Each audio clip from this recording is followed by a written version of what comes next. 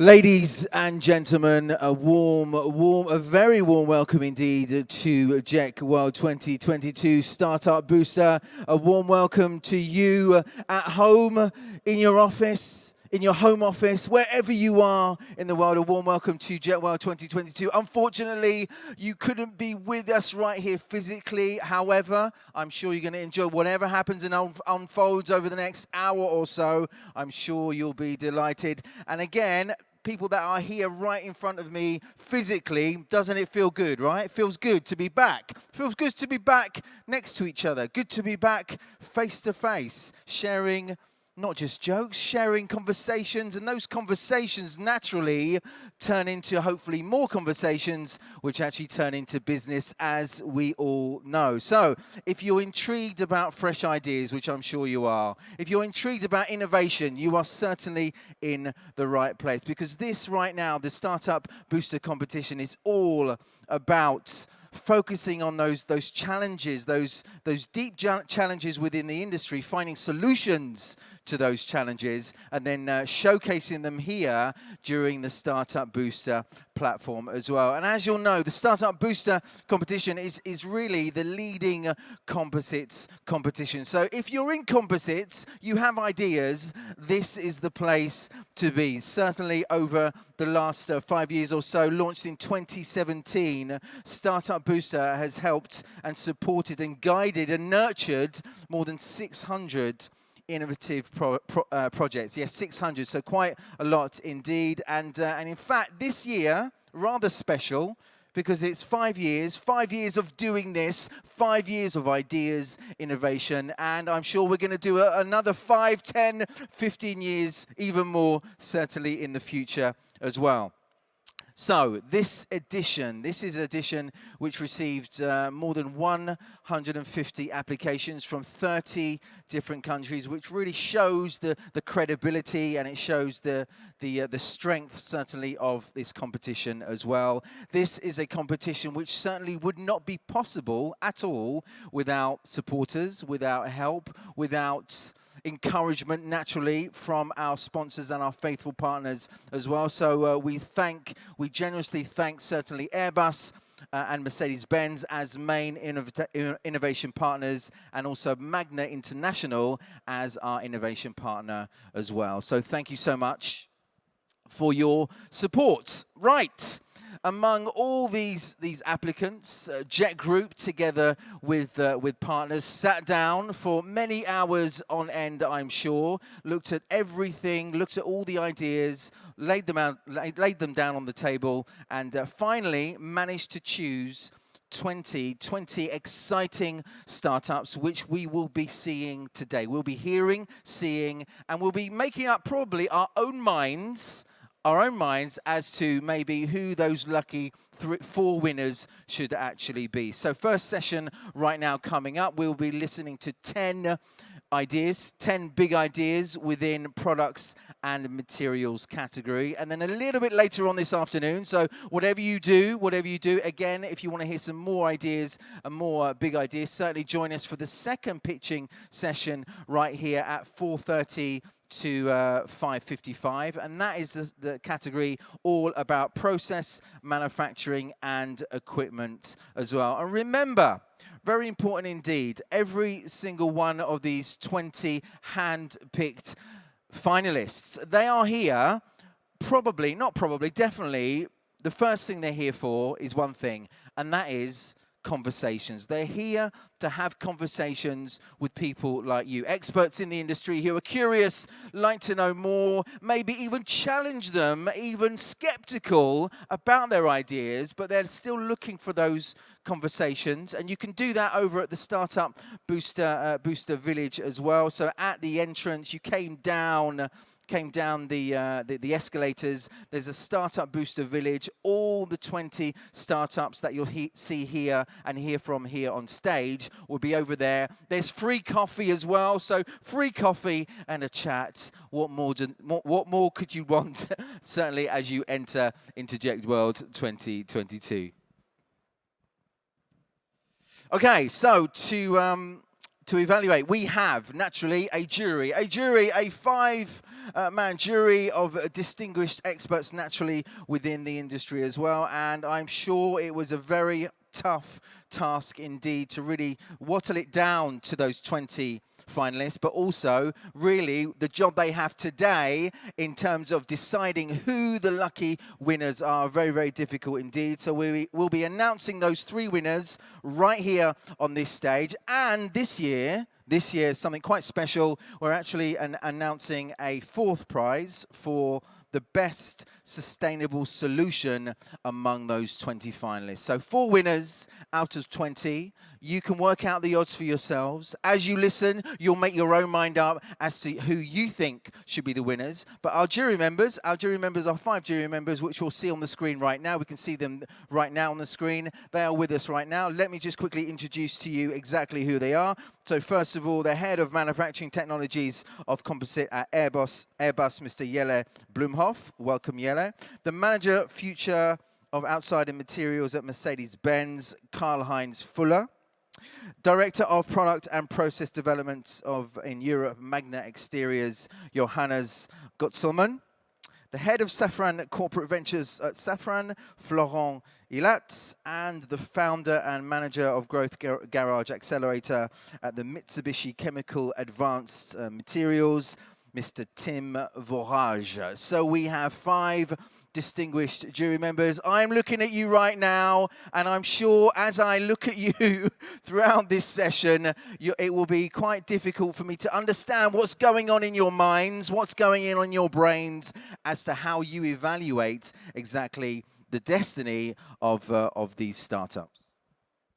Right, let me just quickly explain the rules. Very simple indeed. It could not be simpler. 5 minutes, so no more than 5 minutes. Shorter than 5 minutes, that's fine. Actually, a lot of startup pitches which are actually even more impactful, a lot shorter as well. So up to 5 minutes on the stage to share their big idea with you and our jury members. After that, we jump into 3 minutes, up to 3 minutes of questions and answers to really dig a little bit deeper underneath the bonnet to really feel how these startups tick. We'll do that 10 times. You'll learn a little bit more about these innovation projects. The jury will be able to put down exactly how they feel about everything. And then guess what? If you've enjoyed that, we'll do it all again this afternoon for the 2nd session.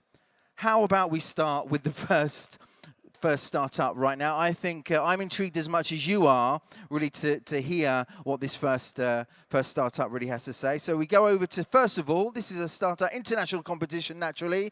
This is a startup from France, a startup named Blackleaf, and the person who's going to represent Blackleaf right now is the CEO of Blackleaf, Mr. Yannick LAFUE.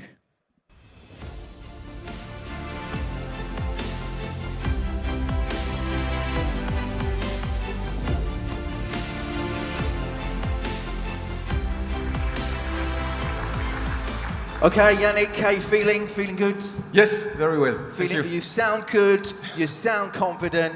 Over to you. Thank you very much. Good morning, everybody.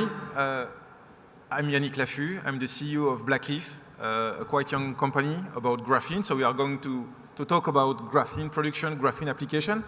So you all know about graphene, and today Blackleaf makes the graphene possible. Graphene, it's a very well-known materials, but up to now, many limitations. We have some problems today to make this graphene a very industrial product due to some issues. So the cost of the materials, the quantity available, and the ability of the actors to tailor these materials to make it compatible with the industrial application. And today, this is what Blackleaf solves through a 2 pillars technology. So the first pillar is a green production process. So today, Blackleaf is a producer of graphene. So we produce our graphene dispersed in water. So we have developed an ecological industrial process, enabling us to produce up to 50 kilos of graphene daily with one single production unit. So what we produce a FLG, we produce few layers graphene We produce this graphene in 98% of water, plus 2% of exfoliant, which is also eco-sourced. And today, we have the ability to produce this graphene in large quantity with a very high level of reproducibility, and we are able to tailor the price to make it compatible with the industrial application. So it's a Coca-Cola recipe, it's a know-how. Besides that, we have also to create the markets. We have the ability to use this graphene in two different approaches. The first approach is the ability to produce a 100% graphene film on top of any surface. This is what we have patented. So with a very conventional spraying techniques, we use this graphene, we apply this graphene on a substrate, and after evaporation, we have the graphene film on top of any surface, polymer, composite, of course, glass, ceramic, metal, etc. We also have the ability to tailor our graphene, so to functionalize chemically our graphene, to use this graphene as a filler in a painting, in a resin, or in a composite. So what we do with our graphene in a composite market, we use it as a 100% graphene film. We use it also as a filler dispersed in a resin or in a painting. And as you can see, we can address a wide range of applications for many range of industrial fields.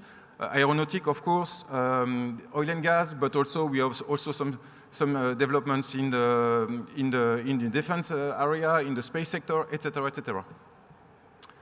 So the Blackleaf model is quite simple. So we are a graphene producer. We produce graphene today. We produce different type of graphene, of course, because a graphene used for a thermal application or a graphene used, for example, for an anti-corrosion purposes, it's not necessarily the same. So we produce graphene. We produce graphene-based product. So what we call graphene-based product, it is we can illustrate like lubricant. Heat fluid transfer, for example, and some specific material, because we have some developments with the nuclear sectors. So this is what we have for the production side, and of course, what we have in parallel is the application. So the application, we can use the graphene as a coating, as a filler, and we developed this application as a business unit, actually. And if you need a specific, let's say, competencies, if you need, for example, some money to turn the application at an industrial level, we discussed today the ability to turn this business unit as a joint venture approach. So today, this is the team. So this is the team as of today. So we are in a way to hire 3 additional people. So we also are engaged in this area. So we want to make some equity and to raise some money to make our first factory. So first factory in Strasbourg, close to the German border. And what we will need what you want under our roof is the ability to produce graphene-based product, to host as well our GV in the different fields we have already identified. We also wanted to address early stage application, desalination, supercapacitor, etc. Some steps we are up. Exactly. That's 5 minutes can seem quite quick, but also seem quite slow as well. But there we are right now. So that's Blackleaf. I believe we have a question from Yellow for our first Q&A. Yeah, thank you very much. What is the maturity of your products? I mean, is it already a serial product, or is still development needed for that? Concerning the graphene production, so we are at TRL 9 today. We are able to produce graphene, different type of graphene in large quantity to tailor the price, to make it compatible, as I mentioned, to the industrial application. And regarding the graphene-based product, today we have some commercial product, specifically for the lubrication application. So today we have developed with some partners some lubricants in which we are using the graphene as a filler as well to increase and to improve the performances of the lubricants.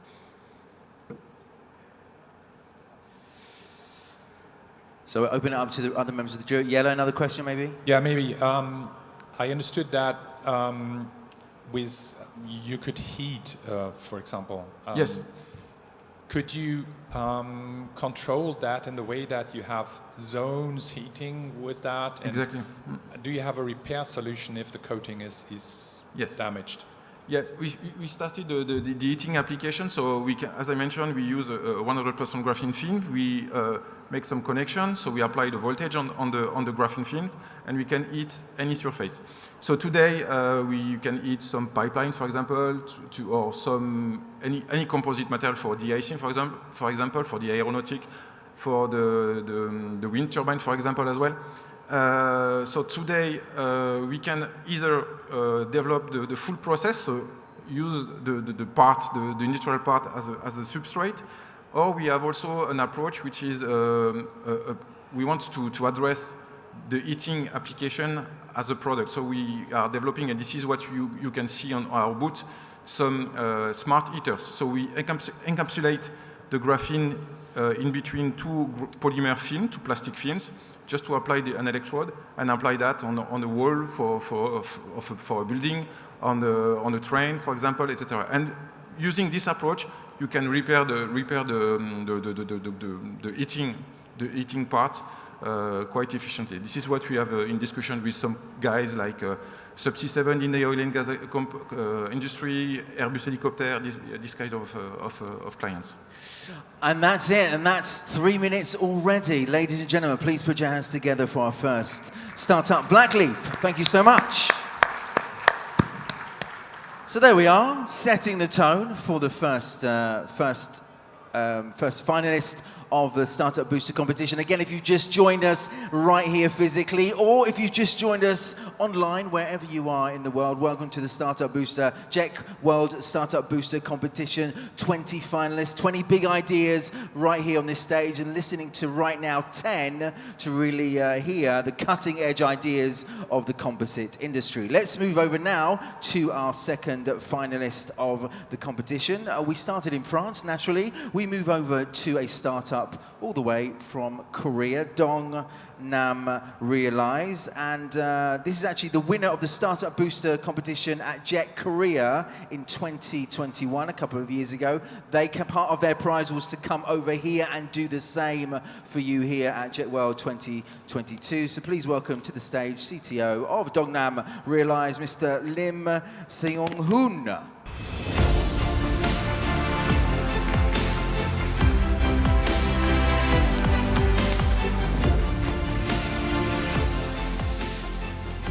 Okay, feeling good?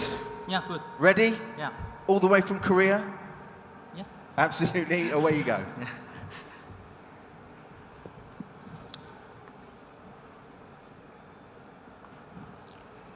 Start? Is it start? Is it started? Yeah, okay. Hello, I'm Im Seung-hoon, CTO of Dongnam Realize. People want eco-friendly plastics, but that's weak and expensive, so many makers add toxic chemicals to it. In the Carboniferous period, over 70 million years, wood never rotted. It piled up and became coal. Imagine a world full of wood residue. However, life flourished and oxygen levels kept increasing because wood is not toxic. So it doesn't matter if something unharmful breaks down or not. This is the cellulose, and the right side is cellulose X-linked polymer. In short, CXP. To make CXP, we replace the oxygen in the main chain for CH2. That comes from Hentia. Bees make that to build a hive, and we produce that too. We wouldn't steal from bees. We love them. Honeycomb is a perfect natural plastic, and we can even eat that. And it takes longer than 6 months to decompose. Interestingly, it's not legally biodegradable plastic, but eventually it decomposes. Nowadays, trees eventually break down, so coal can't be formed. That's why we believe we should make non-toxic and hard to degrade products. CXP is a complete solution. It acts as a carbon storage, like the coal. It keeps carbon locked away from the atmosphere. It uses forestry byproducts, upcycling them. It has various grades, such as antibacterial and flame retardant. and is tested free from 40 harmful substances, including heavy metals and plasticizers. CXP is completely non-toxic. Different from other wood, CXP is thermoplastic wood, so it can be mass-produced. It's cheap, it's sustainable, it's non-toxic, it's PFC and KFCC certified because it's wood. Some CXP are totally natural polymers. Each kind of CXP matches bioplastic grade. Our business model goes through B2B, B2C, and B2G. We provide CXP pellets to manufacturers who want to make eco-recovery products. We buy their products and retail them through partner shops and our own brand shop, Tansuchango. That means carbon storage. We also provide CXP product to the government. CXP is an easy way to shift their industry from chemical to forestry. It doesn't release microplastics, and it can be used with plastic machines. Animal likes CXP too. Look, this is a CXP product laid by the ant nest. They chose it as a daycare center. Perhaps it's safe and comfortable for them because CXP dries quick, so it's difficult for microbes to survive in there, just as in dried food. CXP can replace PP, PE, ABS, wood, and bioplastics. CXP products are a separate market. In 8 months, we went from 2 to 55 developed products, and from $2,000 of revenue a month to $80,000, and expecting to reach 10 times this amount in just 6 months. We have an active contract with many companies and governments, and we are developing products with other companies. Our CEO, Ji-won, has expertise in marketing, and I have experience working on many fresh design projects and have developed CXP. We established Dongnam Realize to help other companies produce and distribute eco-recovery products. We are looking for investors to make joint venture companies. People have blamed the plastic industry for the waste and harm, but only the plastic industry can make huge amount of coal with CXP. It could reduce carbon dioxide from the atmosphere, so we can become heroes. Let's do it together. Thank you. Ladies and gentlemen, hands together for Dongnam Realize. Fantastic. So just for the question and answer session, just to add in some more support for our finalist, translator will be readily available to assist. I think Tim has a question. Yeah, thank you very much for this exciting presentation.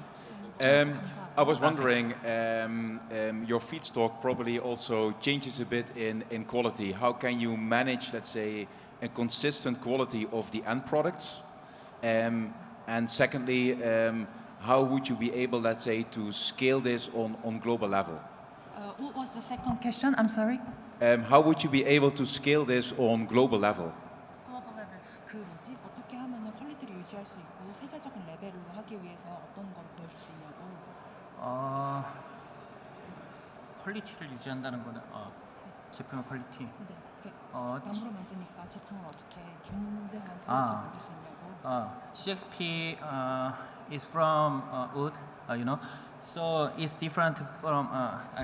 때때로 그 나무마다 이제 좀 그 타입이 좀 달라서 여러 가지로 다르지만 기본적으로 이제 우리 물리적인 구조를 통해서 기본적인 어느 정도 기계적 물성을 냈다 이렇게 보시면 될 것 같아요. So we are using the real wood. So maybe the quality can be a bit different from the characters of the wood, but they have the chemical skills to make it solid and good enough for the which can be used as a product. So they have the technique and skills. So that's all okay, even if it's made with wood. So we called that CXP. X means cross. Cross means the structure, the molecular structure.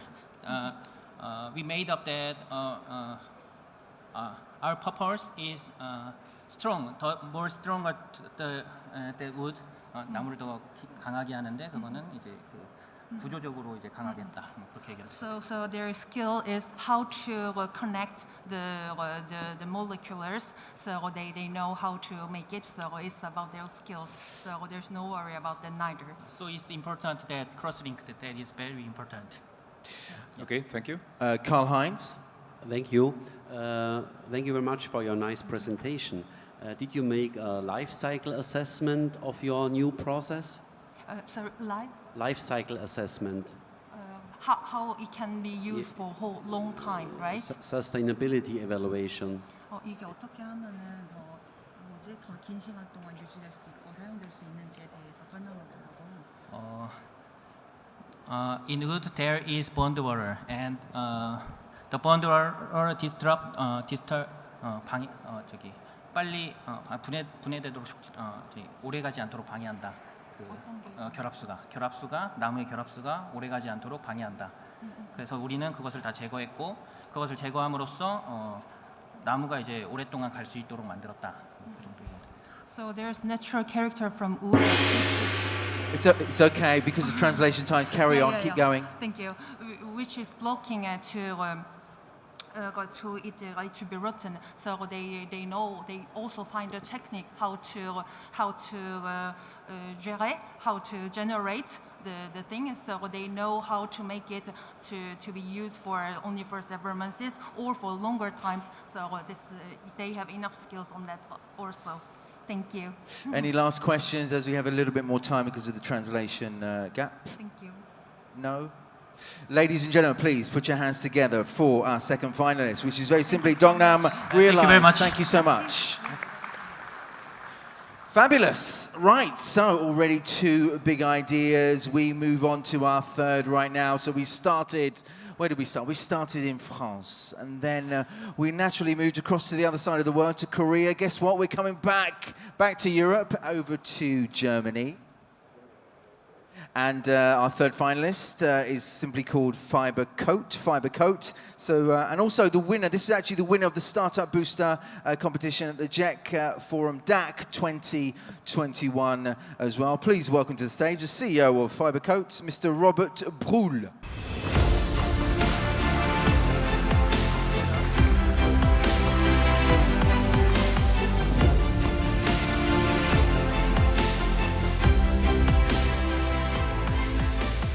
Robert Brühl from Germany, feeling good? Yeah, perfect. Ready? Yes. Here we go. Thank you, Peter. Hello and bonjour. My name is Robert. I'm one of the founders and the CEO of FibreCoat, the company that's going to make high-performance materials affordable. And I'm happy to be here today to walk you through how and why we do that. Our world is getting more and more connected. Our phones talk to our fridges to our cars, and while they have this communication, they send out a lot of radiation. Now this radiation leads to interference, which in turn leads to malfunction. Now this is a nuisance if your Alexa doesn't understand you, but if you think about medical equipment or self-driving cars, lives are at stake and people might die in a malfunction. Therefore, these applications and these devices need shielding.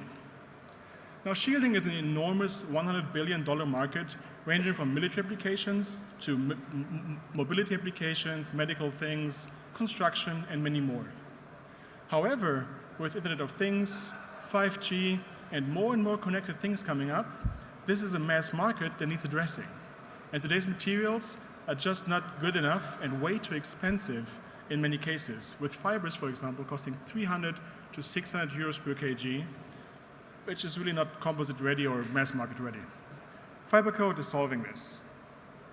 By introducing an affordable metal fiber, we offer a solution that is high performance, mechanical performance, but also at the same time high conductivity, which can be used in many different fiber and textile applications.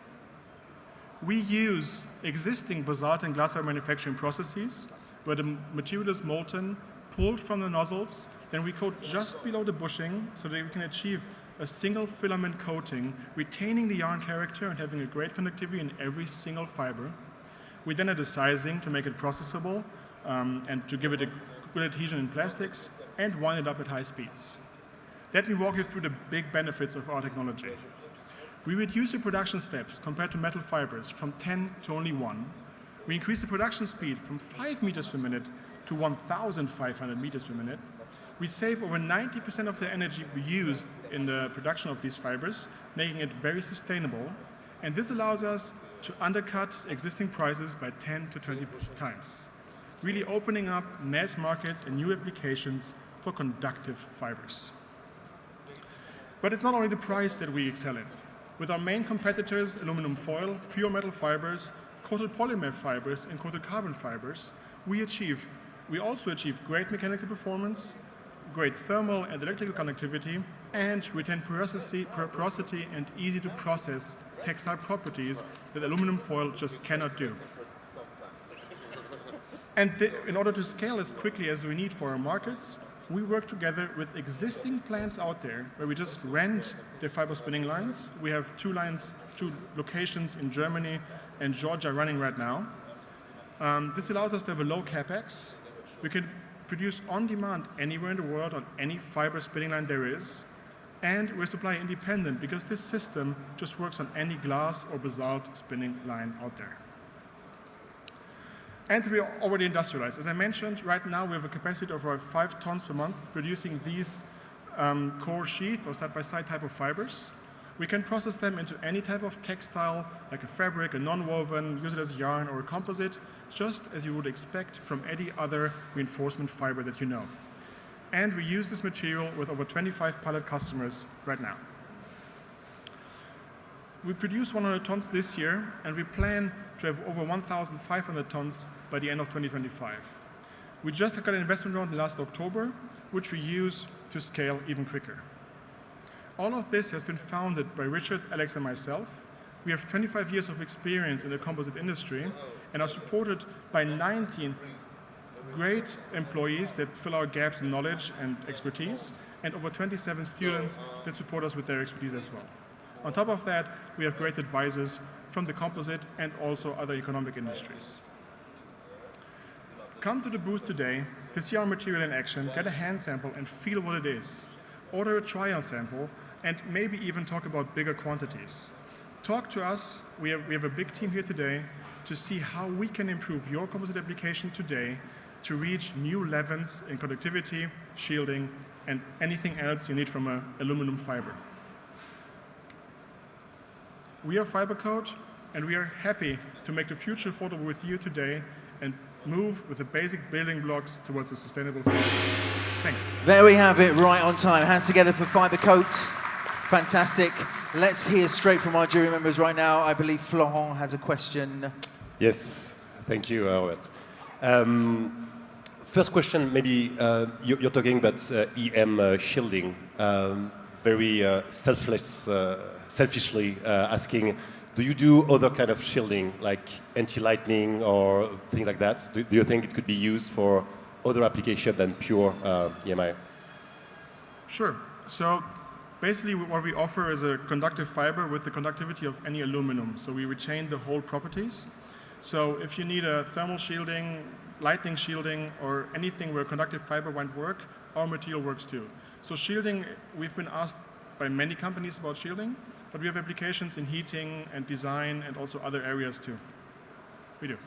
Okay, yeah, thank you. Sure. And maybe my second question was around the IP that you have. How do you protect that? Is it more of a know-how, or do you have patents on FibreCoat? Okay, so we have patents on the material itself. So the core sheet structure that you saw there, also the side-by-side type of structure, we have patents on that we filed in Europe, and we just went international with those. And the technology that we use for coating so far is a trade secret that we don't share. So we think that keeping the material safe is a better protection than putting our technology out there so for people to copy. Okay, thanks. Any other questions? Yeah, can you tell me a little bit more about your business model? Sure. So what we do is we work together with fiber spinning companies. We rent their lines, including energy, personnel, and the material that they use for production. We add our coating device to that line, produce our material, and then we sell the material from that line. So basically we get the spin kegs, they then rewound into this type of shape, for example, and then we support our partners in engineering with this new type of material because they usually don't know what to do for shielding, for example. So we support in engineering and then just offer our material that we produce with our partners. Quickly, 20 seconds on the clock. 20 seconds on sustainability. You said something about the high energy the low energy use you actually Exactly. have. Can you quickly say something about that? I'll make it quick. So we save 90% of energy, making it much more sustainable. It's also fully recyclable. That's one of the key questions we have. Because it's a combination of basalt and aluminum, everybody thinks that it's hard to recycle, but it's not, because it's just the same way as you find aluminum in nature.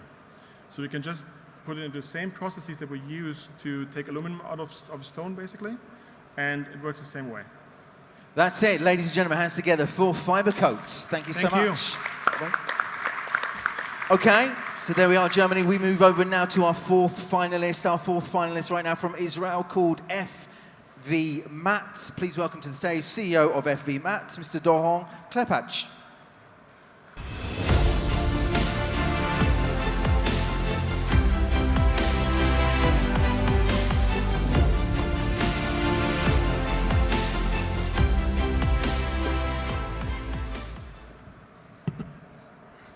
Hello. Is it up to me to start? It already started? Oh, here we go. Hello. Hello, everybody, and thank you for having me.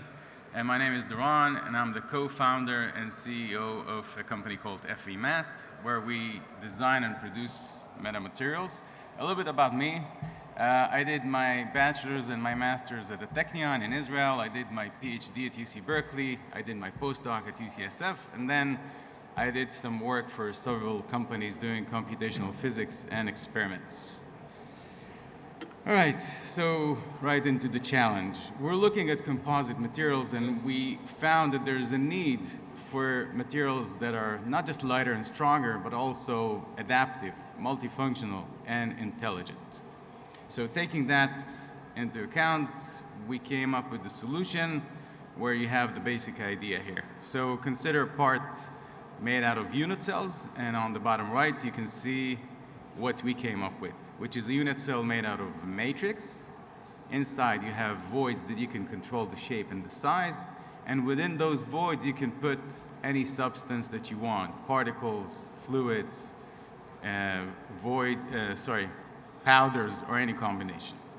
And by that, we can actually control externally, dynamically, the properties of these materials, or have them adapt to environmental conditions. All right, so this is a little demonstration. You have magnetic particles with a magnetic field, and you can see that the particles align according to the field, and therefore change both their mechanical properties and their electromagnetic properties. All right, in terms of value proposition, we're focusing on enabling system simplification, mainly integrating several components into one and optimizing performance through efficiency. And if we're looking at the market size, composites is a huge market. It was in 2021, $88 billion, and the growth was supposed to be 7.5%. And specifically what they say there, that they're looking for high-end solutions that are high performance and modern. So there is a need for it. On top of that, we're looking at another market, which is the metamaterials market. It's smaller, it's about 300 millions on 2021, and a huge growth was expected of about 36%. So our niche is introducing metamaterials into the composites market. Specifically about the business plan, we're looking into combining both hardware and software so that we can add attachments to 3D printers and have the computational software for computational physics to do the simulations for it, and package that into something where we're targeting large-scale corporates, specifically in the aerospace sector. A little bit more specific, we're looking into $3,000 per year for software plugins and around $5,000 per printhead or attachment, and expecting a gross margin of 50%. All right, a little bit about the team. You heard about me. There's Ilya. He's a long-time friend of mine. He has more degrees than I can count on a hand. He has a lot of experience in both high-tech and startups, but since doing engineering is not enough, you need to have the business side as well. we added a guy which has a lot of experience and credentials in business development, specifically in materials and in additive manufacturing. And last, what are we looking for? So we're looking for a strategic partner, an investor that will help us make this vision into reality, and collaborating with 3D printing companies and with computational physics and machine learning software companies. And that's it. Ladies and gentlemen, there we are. FVMat. Let's hear from our jury members. I believe Johannes has a question right now. Yeah, thanks for the pitch. Welcome to Paris. Thank you. Very interesting presentation. Regarding applications, is there anything you're actually working on already? Yes, with this? I only had 5 minutes, but yeah, we're looking at micro antenna arrays that can change their wavelength or focus. We already did one project with an Israeli aerospace company where we developed materials that absorb energy. And we have that, I don't have it here, but I have it in the presentations. And there are several applications that we're looking at. Second question, if I'm allowed to. Yeah, sure. Is because you said you can basically implement every material we can imagine into your material somehow? Almost. Yes. Is there maybe a way to create a shape-changing fabric? Oh, we did that with another company that I'm not allowed to tell, but yeah, we did shape-changing for wings, for example. We worked on that as well. Any other questions from our jury members? Yes? Yep. Why were you mentioning the aerospace sector as being your number one? I couldn't, again? Why are you mentioning aerospace sector as number one target for FVMat? Because we see that it's aerospace and automotive, by high-end automotive. I think aerospace is where they need the most, like the cutting-edge technology, and also we consider this to be at least the first step where they both have the need and the means to actually develop modern and complicated stuff. And, you know, hopefully within a few years we'll be bigger and we can go to other markets as well. Okay, thanks. No more questions. Everybody's happy. Yes, they are. I get the nods from our jury members. Ladies and gentlemen, hands together for FVMat. Thank you so much. From Israel. There we are already over to our fifth pitch right now, our fifth finalist, and we go straight across to Canada, across to Canada for Aura Graphene Audio. Please welcome to the stage co-founder and VP of Business Development, PINKAS.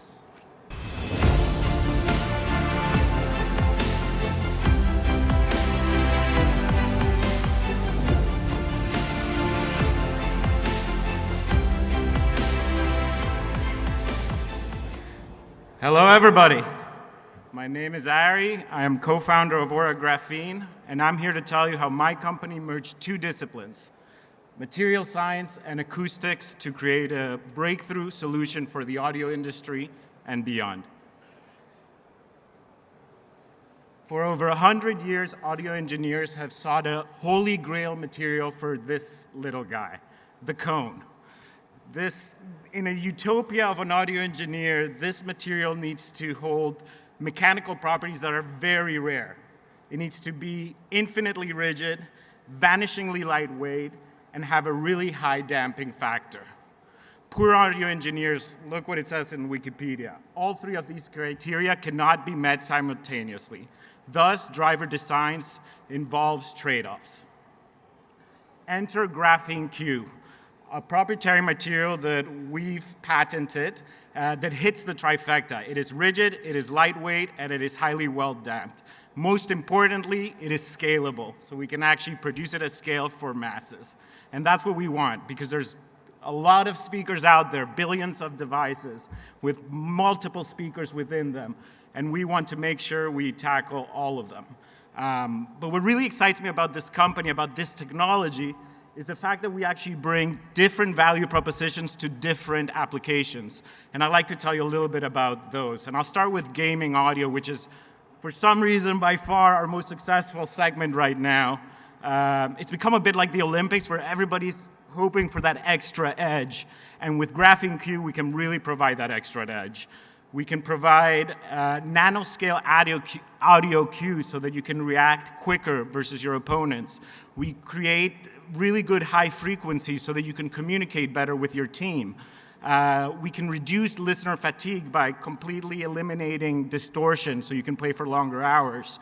And we provide this sense of space that just the competition doesn't get there. Gustavo Dudamel, director of the LA Philharmonic, said it best. It is a level of clarity that he's only experienced from the podium in front of his orchestra. But better sound quality doesn't necessarily just mean better sound quality. We can do some other cool stuff with it. We've been doing some projects with HomePod style speakers and soundbar start speakers where we're creating a high performing woofer that eliminates the need for the high frequency tweeters and all the components that come with that. So really a reduction in design complexity and a reduction in components. We are also, I don't know if you guys know, but speakers are also one of the least efficient technologies we still use today. It is actually less efficient than incandescent light bulbs, which is outlawed in many parts of the world. Right now, there are heavy materials used in these type of Bluetooth speakers, titanium, aluminum. If we were to just switch that membrane material with our graphene material, which is much, much lighter, we can increase the battery life of these devices by 50 to 70%. Again, exploiting the lightweight characteristics of the material, we can do some pretty cool stuff for cell phones. And we've been doing 2 different projects with different companies. We either use the lightweight properties to create more sound pressure levels, so more volume, or we keep the same sound pressure levels but create a smaller speaker, allowing them to have more room for battery life and anything else they want to put in there. So we've done great things in audio, but what's next? I mean, while conquering audio, Aura has become a leading manufacturer of graphene oxide membranes and the go-to expert of graphene oxide formulations. So we know we can do more, and we want to tackle other problems outside of audio. And we've started to dipping our toes into these other applications. The first problem that we want to solve is the electronics materials that gets disposed in landfill. We want to reinvent the PCB lifecycle and replace the fiberglass substrate with Graphene Q. Another problem we want to solve, the idea here, by the way, is to dip this in water and recuperate all non-dissolvable components. The other problem we want to solve is the $100 billion worth of energy spent separating unwanted products in industrial processes. We want to create we've begun creating a high-efficiency separation membrane that has the potential of reducing up to 60% the energy consumption in pulp and paper industry, which is our first industry that we've been exploring. We're a team of material experts, audio experts, and manufacturing Ladies, there we are, experts. out of time, I'm afraid. Ladies and gentlemen, hands together for Aura Graphene Thank you. Audio. Fantastic. Right. Let's hear from our jury members about what they've just heard, and I believe Tim has a question right now. Yeah, thank you for this excellent presentation. Very interesting. When preparing for this, my mind was going all over the place because of the interesting applications that you could do with it. Actually, two questions. First, how do you help potential customers actually to implement your solution? We create these custom, so we're working with really big brands right now, and the way we handle that is basically working in sort of in a pyramid, where we work with the end brand at the top, and we partner up with their existing speaker vendor, so their existing supply chain. They set targets and a direction, whether it's louder volume, whether it's a smaller speaker, and we work together.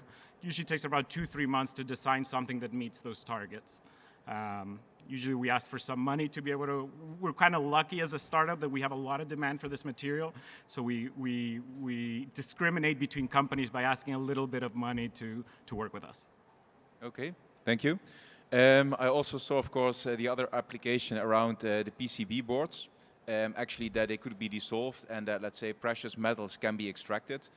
it's already, let's say, a huge market now done in a mechanical way. By dissolving this, what happens actually with the GO? So that's the beauty of it. The GO, it's basically turns into humic acid. So it can basically, you can either reuse it and create more membranes, or if you don't want to do that, you can dispose of it, and it's much more sustainable than the fiber. It can be recycled, let's say. I also probably need a filtration unit for that too, right? Yes, exactly. Okay. Thank you. All those are very early on. I'd say we're further along in the filtration stuff, and actually seeing some really exciting results on the 1 year that we've been working on it. Any other questions from our jury members, maybe? Are we happy? Yes, we are. Ladies and gentlemen, please put your hands together for Aura Thank you very Graphene much. Audio. Thank you so much. If you go that way, fantastic.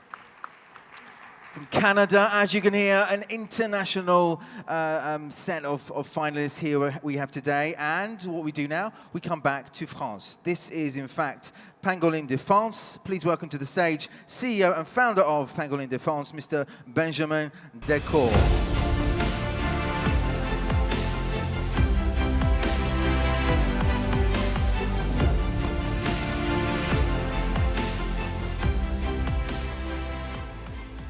Hi everyone, I am Benjamin DELCOURT, body armor designer and CEO of the company Pangolin Defense. I'm glad to be there in order to introduce you to the technologies that we develop. So, you've heard the name Pangolin. You probably know the pangolin because of the coronavirus crisis. But the pangolin is not only known for this. It's also a very specific animal, an extraordinary animal, which, despite its small size and its fragile appearance, is also endowed with light, flexible, and solid scales that allow him to adapt to its predators and to the surrounding threats. In a biomimicry approach, our engineers have designed, patented, and manufactured various ballistic protection systems inspired by the characteristics of the pangolin. The current ballistic protection systems today face different problems. By that we mean weight, we mean ballistic performances in case of high energy rounds and armor penetrating rounds, its sturdiness, its rusticity, and maintainability and comfort, especially for infantrymen. In order to address this issue, Pangolin have developed different types of technology.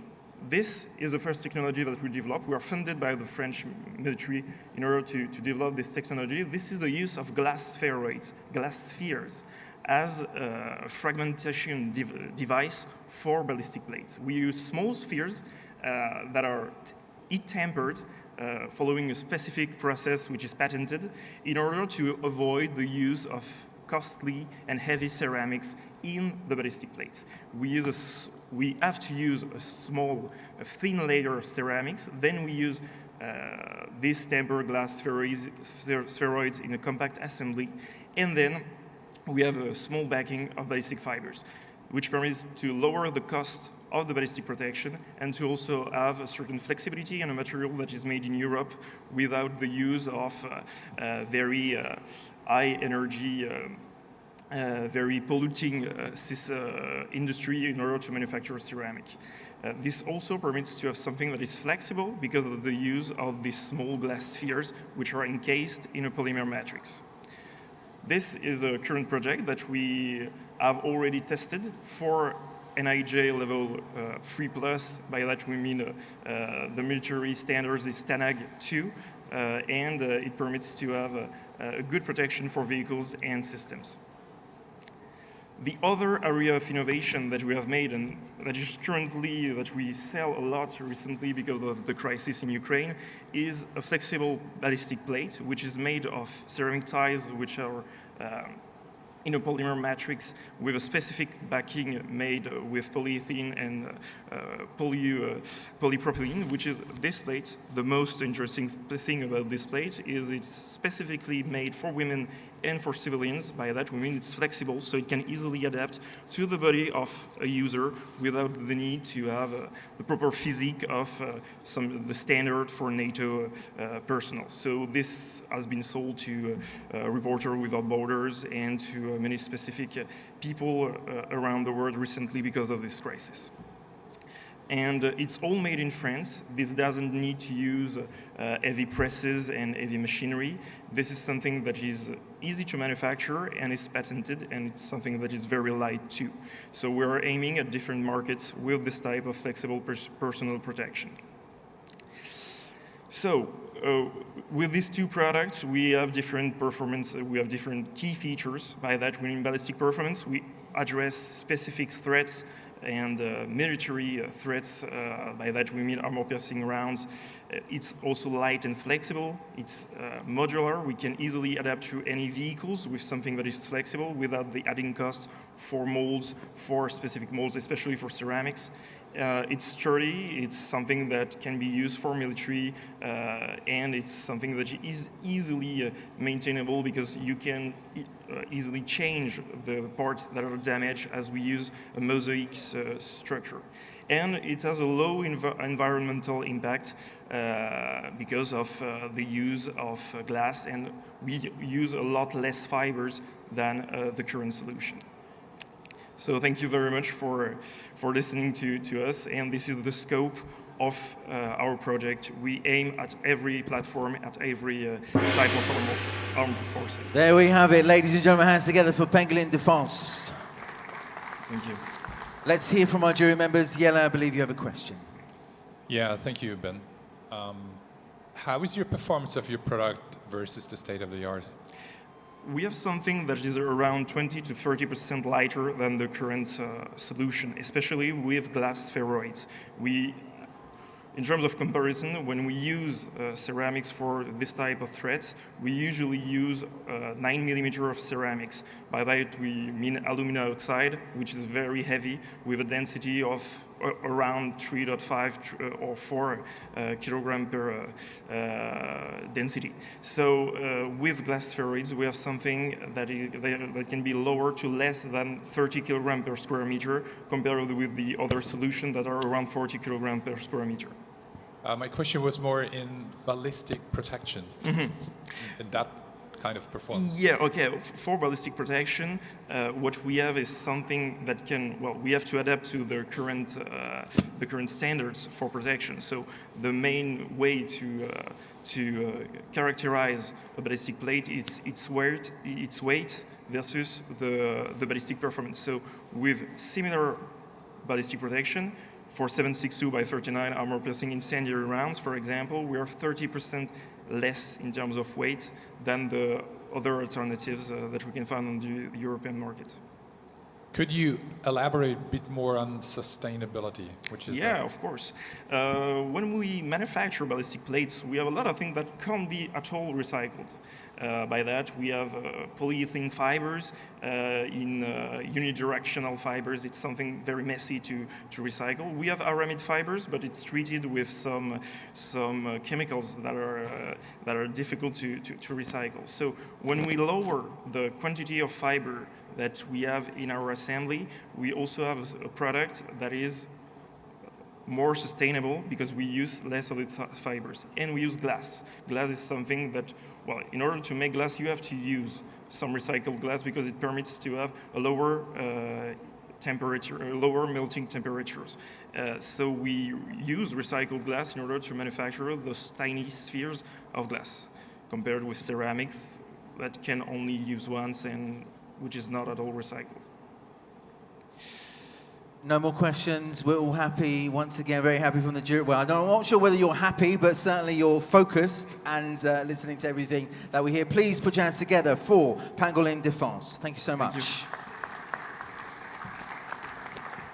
Ladies and gentlemen, already on number 7, 7th finalist of the JEC World 2022 Startup Booster Competition. We move over to Italy. This is a startup known as Phononic Vibes, and so please welcome to the stage Project Manager of Phononic Vibes, Rosa Spatafora.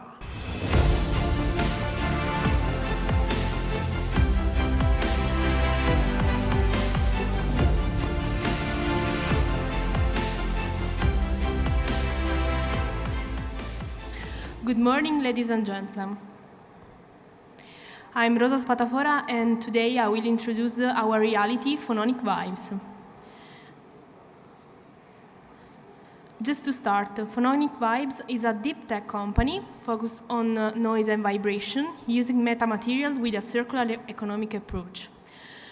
Our problem is the noise, because the noise is everywhere and is a really big problem related to health issues and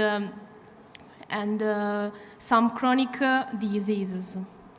But the problem of the noises is also related and can be related to the lightweight composite, because the composite and the lightweight designs can reduce the CO2 emissions, but it's also a problem because reduce the noise's performance. Traditional materials like the common used in the market are not so performant, because they are heavy, bulky for low frequencies, raw material dependent, not recyclable, and not cost efficient. So our mission in our companies is to re-engineer the silence, because the silence is the new sound. And we think that we want to reinvent the concept of the noise management. Our companies is based, our research are based on technology of metamaterials, and our mission is to design innovative product to dampen out noise and vibration. We are independent from raw materials because we re-engineering the surface. For example, in this image, you can see some cubes. There are the mock-ups where we can design the modular structure for every material and dimensions. So, for examples, we can translate our cube in different kind of technologies and market. Here you can see a barrier that we can develop for a railway sector, with sustainable recycled materials and higher acoustic performance of insulation and absorption.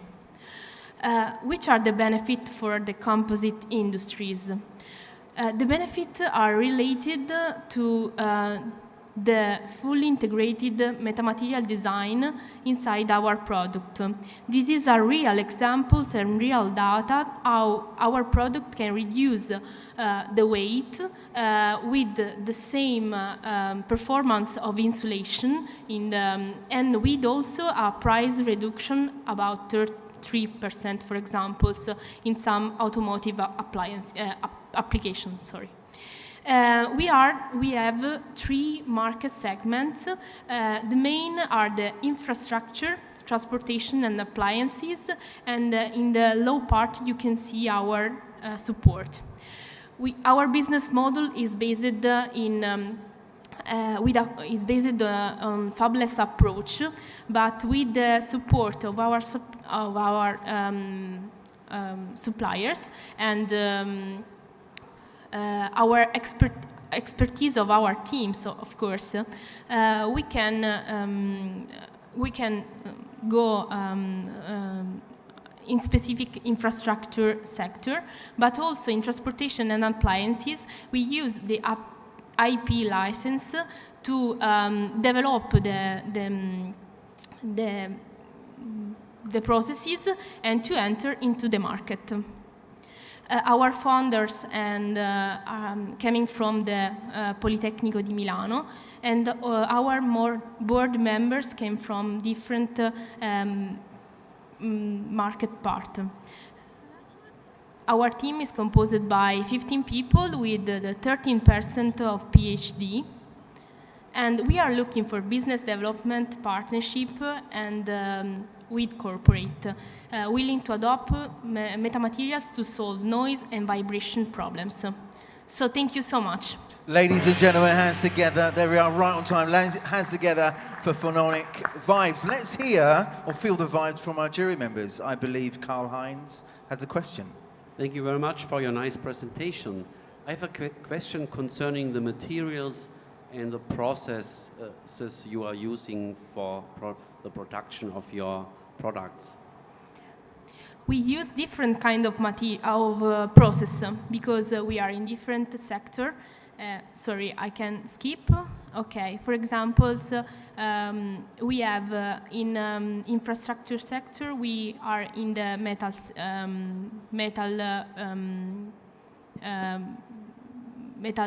material. So we use, for example, the extrusion of the aluminum or something like that.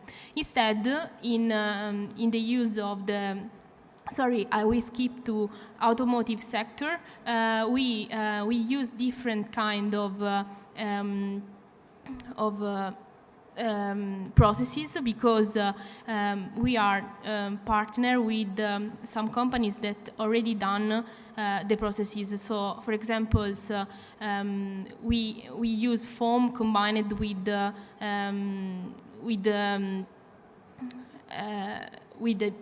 I don't know, for example, the PDM or something like that, because it's really important to, the point is not the material, so the point is the geometry that we can shape and we can arrive in this way in the best solution that we can find. So thank you. You're welcome. Any other questions from our jury members? No? We're happy. We've heard everything we need to hear. We've made our evaluation. We're focused. Ladies and gentlemen, hands together for Phononic Vibes. Thank you so much. Thank you so much. Bye-bye. Bye-bye. Right, we move on now to our next startup in the Startup Booster competition right now here at Jet World 2022. We go over to Germany. This is a startup known as Revolve Wheel. Please put your hands together for founder and CEO of Revolve Wheel, Mr. Andrea MOCELLIN.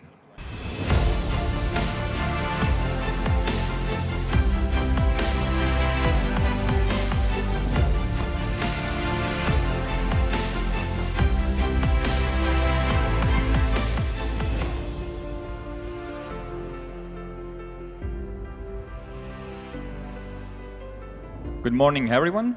I'm Andrea MOCELLIN, founder and inventor of Revolve, the wheelchair in a new form. First of all, why the wheelchair in a new form? If you are an active wheelchair user, traveling is a constant struggle. You need to drive large cars where to store the bulky wheelchair. You need to check in the wheelchair before each flight. But don't forget, airlines damage most of the time your valuable wheelchair. Indeed, you need constant assistance along the journey. Revolve aims to save 50% more time for wheelchair user by driving any type of car available in the market, so microcars. No need to check in the wheelchair before each flight. Means more independence and freedom to travel anywhere, anytime. But how can we achieve this target? Revolve aims to be the world's first active wheelchair suitable as cabin luggage inside the cabin of an airplane. By saving 60% more space when the two foldable wheels are folded together with the frame, the backrest, and the seat together, making it extremely portable and usable. The patented mechanism, also awarded with the Red Dot Award winner 2021, is also suitable for extremely compact car, so not just the cabin of an airplane, because you can easily fold the backrest and the seat with the two foldable wheels and place it on your side on the passenger seat of the car. The project is being self-financed until last year, presented in a form of a LinkedIn post, but it got recently a lot of interest worldwide from media and awards, for example, the Red Dot Award, Innovation Award, and a European Startup Award. and most recently as well, the Time Magazine Best Invention 2021. But most importantly, we were able to get 12,000 pre-order basically from potential early adopters, which this wheelchair for them is a game changer. They're gonna change their life, they are traveling and moving all around the world. Revolve aim to compete with the lightweight portable wheelchair market means we are competing with companies that work in a traditional way, but don't forget, we are saving 60% more space respect to competitors, basically opening up a totally new market in the wheelchair industry. Indeed, the project started in 2018 in the form of the wheel as a functional prototype, self-finance, 2021 in the form of a demonstrator prototype, and this year we are running the test with the functional prototypes that you can also visit us in the startup village to see the functional form of Revolve. Indeed, we are aiming to start with a limited edition wheelchair for high-end wheelchair user and brand ambassadors in the way to scale in 3 years' time to a global market in terms of permanent and non-permanent wheelchair users for B2B and B2C. I'm the founder and inventor of Revolve, and I bring 15 years plus of experience as mobility designer, designing cars for Alfa Romeo, Maserati, and Ferraris, and recently for aviation in Lilium. But the main mission is really to give a new icon of freedom, of independence for wheelchair users. We have now DEXA Technologies partnering in the development of the chair, Pesi Group in developing the foldable wheels, and we have Allianz and Toyota supporting us through their accelerator programs in France and in Spain. Indeed, as mentioned before, Pesi Group is developing the wheel in the way to go to manufactured stage, and the same is happening with the chair, with a Formula One approach in terms of design to achieve the weight target of 10 kilos for the 2 foldable wheels plus the frame, the performance target, and also the scalability of the product to become a global wheelchair, to be able to sell worldwide. Indeed, we also use our manufacturing partner, GTR, which created the functional prototype that you can see here in terms of the chair using composite materials, and Pesi Group for the 2 foldable wheels. The project doesn't want to be only a wheelchair, want to be pioneer in accessibility, which means working with the communities, working with people with disability to improve how people move around the world. Improving as well public services, spaces as airport, train stations. Indeed, also have transversal projects to work with universities to educate new generation to create better product for people with disability. Thank you very much for your time. Looking to your questions. Right on time. Perfect. There we are. Revolve. Let's hear from our jury members. I believe Johannes has a question to start off with. Yes. So first, thanks. That's really a fantastic idea, to be honest. To understand your business model a little bit better, you're finally contract manufacturing this wheelchair, or so you're basically giving the idea to a wheelchair manufacturer, or your intention is to finally produce the complete wheelchair later on? Great question. Basically, the idea that with our partners, Pesi and DEXA, the aim is to create the first limited edition wheelchair to demonstrate that this technology is possible. I mean, you can see it today, also in the form of the foldable wheel that I can quickly fold in front of you, just to understand how easy it is to use the product. So after the limited edition wheelchair, we want to collaborate with partners. So we want to cooperate with partners to scale globally, because the wheelchair market is a really tough market, really complex market through certifications, distribution, and selling. So we are aiming to cooperate to create the best product for the people and with a democratic price. And this can be achieved only by collaborating with major OEMs. Yeah, talking about price, what kind of target price do you expect? Basically, the competitor you saw before in the slide was Kushel. So the target price is to compete with the Kushel in terms of, if we go in a big number, let's say 1,000 wheelchairs manufactured per year, we're going to be able to compete with the lightweight portable wheelchair market between 2,500 to 5,000 euros. Of course, limited edition is different, because then you go with really low numbers. using composite material for the chair and injection molding for the wheel. So the price is going to be higher, but of course it's a limited number for the early adopters. So it's a compromise in this way. Yeah. Thanks. Any other questions? No, we're happy. Actually, last couple of seconds, can you just hold that maybe up? one question you or a have question? remark. Yeah, sorry.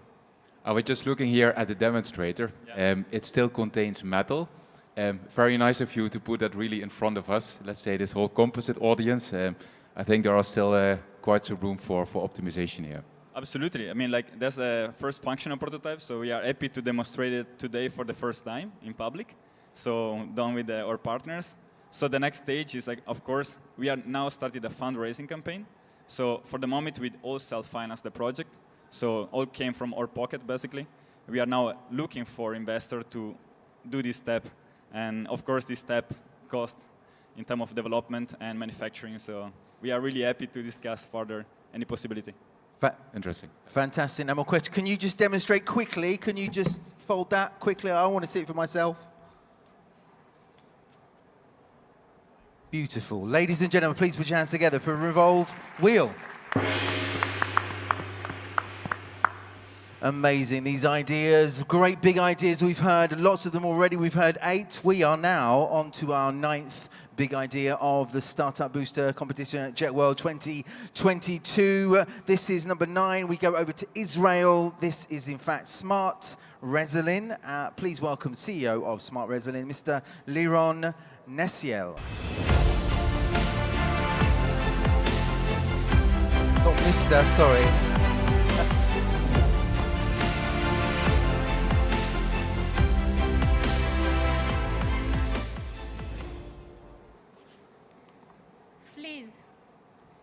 They're jumpy, but do you know how much?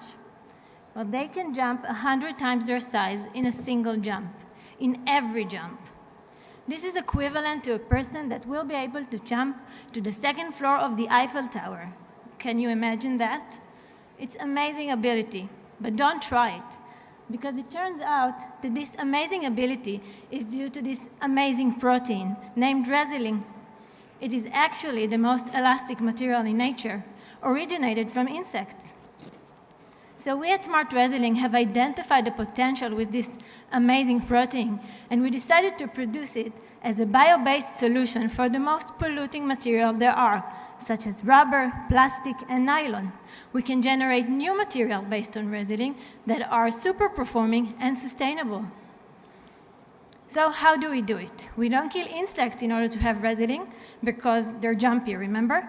So we took the genetic codes that codes for Resilin, and we introduced it into bacterial cells that are now producing the Resilin for us in a fermentation process. So now we have this amazing protein, but what can we do with it? So there are a lot of products who could benefit from the properties of Resilin. I'm going to name a few. They are very different from each other, but each of them has huge potential. So what can Resilin do in hair straightening? Well, it can make your hair flies. No, I'm just kidding. We have developed an innovative technology that coats the hair from the outside and that way keeps it straight. It is completely different from available procedures that are using hazardous chemicals to change the inside structure of the hair. They are harmful both for the client and the hairdresser. Seriously, people are hospitalized when using these materials. So we are bringing a healthy solution. So imagine yourself you could jump like a flea if you had Resilin-based shoes. Well, you couldn't jump 100 times your size, but it could definitely improve your performance. In order to demonstrate that, we took available polyurethane foam and we integrated Resilin into them.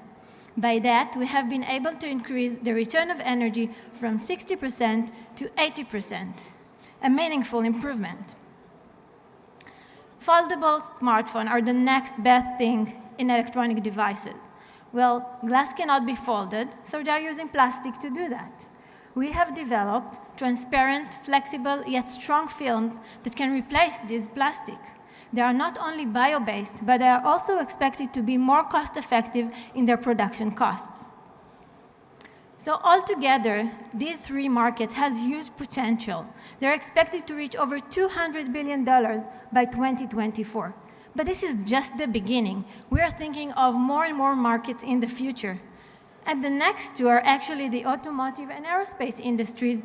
These industries could benefit from the qualities of Resilin in so many things, like seat cushioning, coating, shock absorbers, and even tires. I'm sure there are so many other ideas, and we'll be happy to hear from you if you have.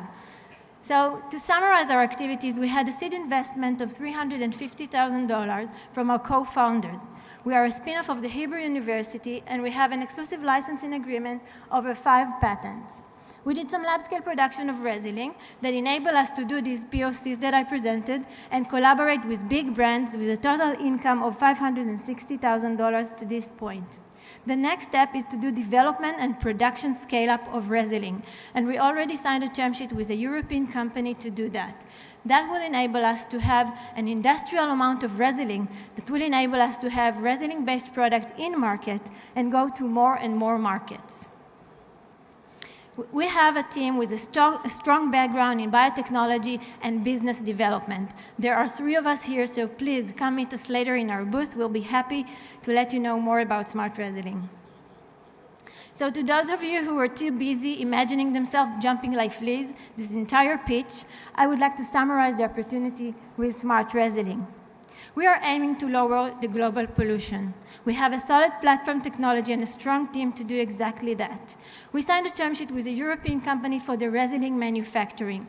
We collaborated and continue to collaborate with global leading brands in each of these fields. And we expect high sale potential within 3 years from investment. Thank you so much. Ladies and gentlemen, hands together for Smart Resilin. I don't know about you, but I certainly would love to jump like a flea. Let's hear from our jury members if they're jumping for joy about what they've just heard. Let's move it over to Karl-Heinz. I believe you have a question. Okay, sure, I have a question. Thank you very much for this innovative material approach. Can you give me some more information about the cost sensitiveness of this basic material and the possibility for scaling up this material if you want to go into automotive industry? Yeah. So as you noticed, the first 3 markets we are aiming are premium markets because we understand that at the beginning, the cost effectiveness would not go to like the tire industry. So we are first aiming for a production cost between $300 to $500 per kilogram, and we already had a discussion with this company that is going to produce for us, and we know that it is possible as a first step. But then we're aiming to grow and maybe even consider additional organisms that will lower the cost of production. And then we could be able to reach more and more markets in these industries. Next question, another question from our jury members.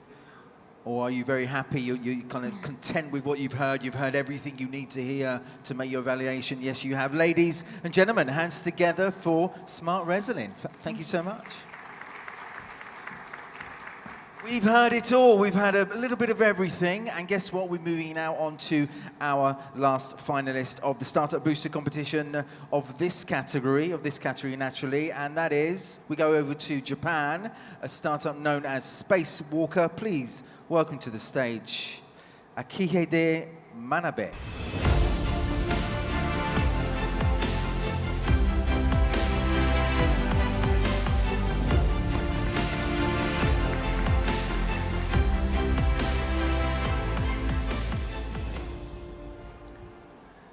Thank you for the introduction, and it is an honor to be the final presenter this morning.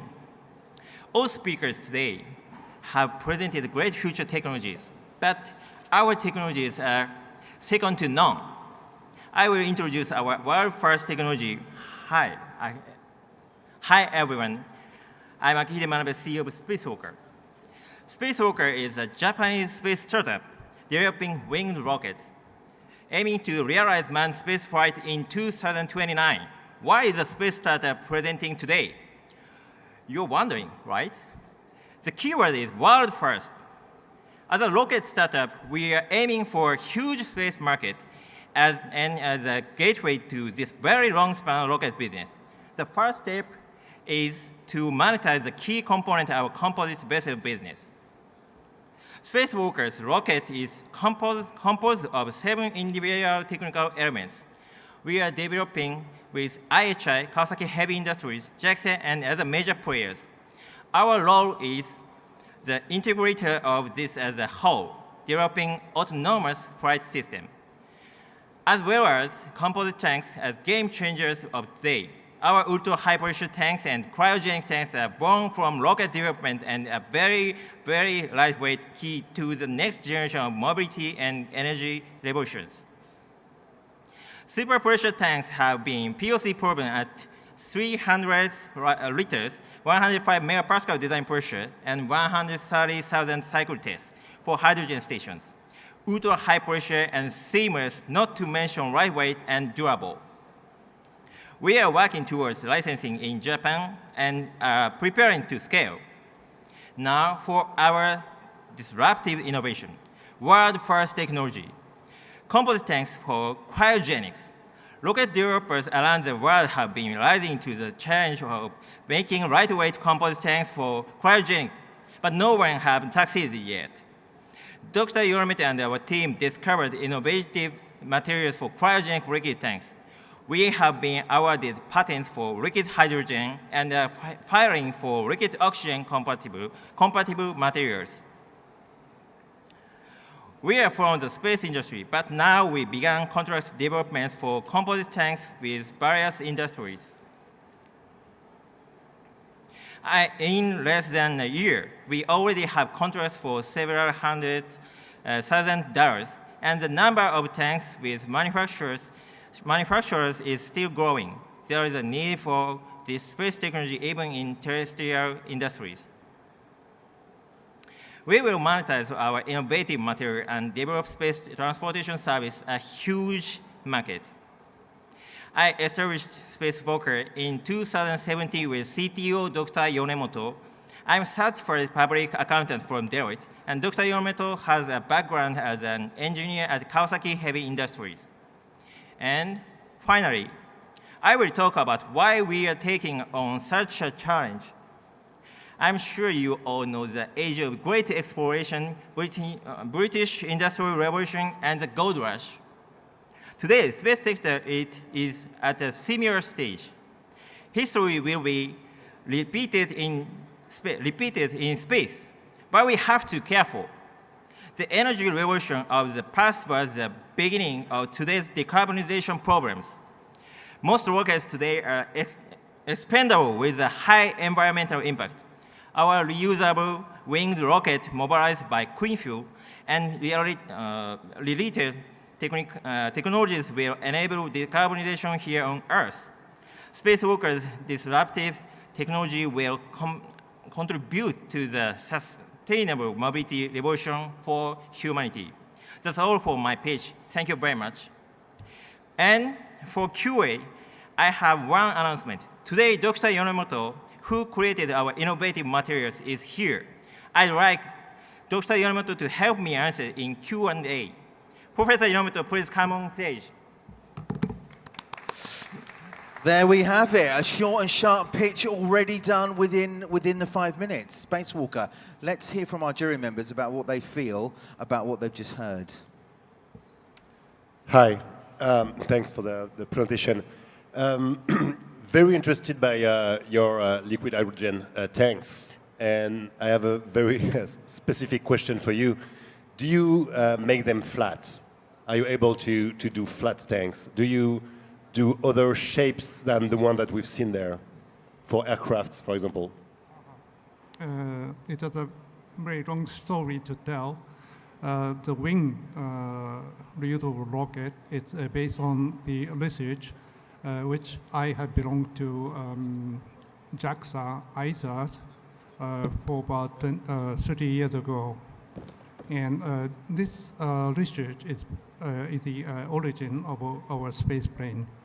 And we have enhanced the technology, and I'm very much confident that this space plane can be realized within our technology on hand. Yeah. But is it only for space, or do you think you could do something for aircrafts you know, Oh, right yes. now? So aircraft Yes. usually fly under sonic speed, right? But suborbital space plane flies over the sound, supersonic, hypersonic, and the Mach number 25 or so, and which is very much different from that of aircraft like mobility. So we have to develop automated flight technologies as well, and which is very much different from that aircraft today. And also, as you know, 70 or 80% of the initial mass is occupied by liquid propellant as well. So we have to realize the tanks material instead of aluminum to composite.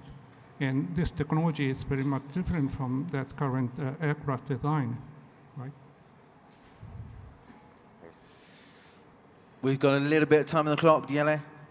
Yeah, could you elaborate a bit on how do you design the material? So what did you do? Did you take commercial available material? Did you adapt it? So what is your secret that you could share with us? Yes, the technology, the current technology is, as Mr. Manabe had mentioned, that world's first liquid oxygen compatible composite. There is no such kind of material, and there is nobody has realized liquid oxygen composite tanks. So we are now underway in collaboration with German Institute. There we have it. There we have it. Yeah. That means we've finished. Absolutely. Ladies and gentlemen, hands together for Space Walker. Thank you so much. Ladies and gentlemen, guess what? We have just listened to, experienced 10 big ideas, 10 different big ideas in the products and materials category. Guess what? If you've enjoyed listening and experiencing what they have to offer, you're going to enjoy it again. You're going to enjoy again Excitement Builds. You're going to enjoy it again a little bit later on at 4:30 this afternoon for the next 10 finalists really sharing their big ideas on this stage. Thank you. Again, a big thank you to all our jury members. And partners as well. Fantastic jury and amazing partners, Airbus, Mercedes-Benz, and Magna. Again, we will see you back on this stage at 4:30 for more Startup Booster competition finalists sharing their big ideas. So see you a little bit later at 4:30 this afternoon.